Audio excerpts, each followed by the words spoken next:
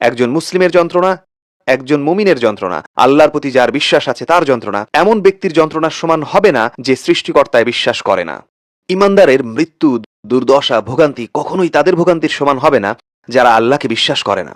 তো আল্লাহ আমাদেরকে সান্ত্বনা প্রদান করছেন, আল্লাহ আমাদেরকে আশাবাদ প্রদান করছেন, আল্লাহ আমাদের জন্য আশার আলোর একটা ব্যবস্থা করে দিয়েছেন। মুসলিম ভাইরা, এই দুটি দুর্দশা সমান নয়। কেন নয়? কারণ আপনি ইমানের অধিকারী, আর ইমানের সাথে সাথে আপনার আশাবাদ থাকবে, আল্লাহর প্রতি আপনার আশা আকাঙ্ক্ষা থাকবে। সেই আশাটি কি?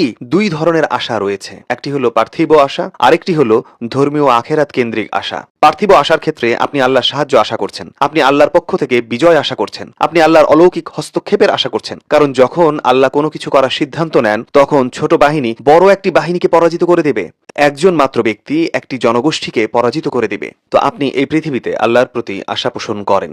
যেমন আল্লাহ কোরআনে বলেছেন, আপনি যদি আল্লাহর উপর ভরসা করেন, আল্লাহ এমন মাধ্যম দ্বারা সাহায্য প্রদান করেন যা আপনি কখনো কল্পনাও করেননি। আর যে আল্লাহর উপর ভরসা করেছে, আল্লাহ তার জন্য যথেষ্ট, তিনিই তার তত্ত্বাবধায়ক হয়ে যাবেন। তো আপনি আল্লাহর অলৌকিকতার আশা করেন, আপনি আল্লাহর সাহায্যের আশা করেন, আপনি আল্লাহর সহায়তার আশা করেন। আর দ্বিতীয় ধরনের আশাটি হলো, যদি পার্থিব সাহায্য না আসে, যদি অলৌকিক ঘটনা না ঘটে, যদি আপনি দুঃখ, যন্ত্রণা এবং দুর্দশার মাঝে মৃত্যুবরণ করেন, সেক্ষেত্রেও আপনার একটি আশা থাকবে যা একজন কাফেরের কখনোই থাকবে না। আর সেটা হলো আল্লাহর পুরস্কারের আশা, আল্লাহর জান্নাতের আশা, আল্লাহর সন্তুষ্টি লাভের আশা।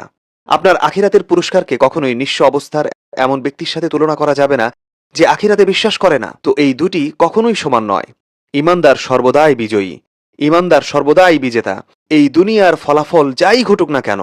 কারণ কি? কারণ আপনার রয়েছে আল্লাহর প্রতি বিশ্বাস, যা আপনার প্রতিপক্ষ কখনোই পাবে না। আপনি একটি লক্ষ্যের জন্য, একটি স্বপ্ন পূরণের জন্য উচ্চাকাঙ্ক্ষা করেন, আপনি আল্লাহর সন্তুষ্টি পাবার জন্য উচ্চাকাঙ্ক্ষা করেন, কিন্তু যে আল্লাহকে বিশ্বাস করে না, সে কখনোই সেই উচ্চাকাঙ্ক্ষা করতে পারবে না।